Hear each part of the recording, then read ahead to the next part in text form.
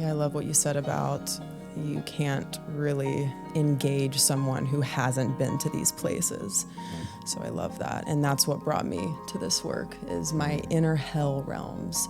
Peak intensity. And now I know, in studying the cycles of alchemy and soul growth, that peak intensity, it sounds cliche, it sounds repetitive, but I found it true. Peak intensity comes right before the miracle. Right. Peak depth of hell on earth and pain, your moments from the miracle. So it started with that. I was in a codependent relationship, using my substance of choice all day, every day, in full survival mode, really not good relationship with food, suffering to the point of feeling completely numb. And I had taken a modern dance class at J-Sarge, which is a community college, and I was failing out of a community college and just like not in a good place. And I enjoyed modern dance. I got my PE credit, and then I signed up for Yoga 101 course. How many years ago was this? This was 2013. Oh, I have it mapped out. Yeah, okay. 2013. Yeah. And I didn't even need the course, which was interesting. I didn't even need it. Why would I take extra things when I could barely handle what I had?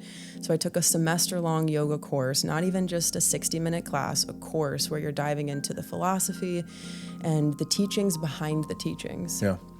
And that was divine grace over my life. Like, Ashley, it's time to wake up. So that was like one of those grace moments, and it just brought me back to myself. And that took time, right? But that was the real initiation back into my power, essentially. I think people are scared of the word alchemy. Okay. I think just generally people that are outside of the space, right?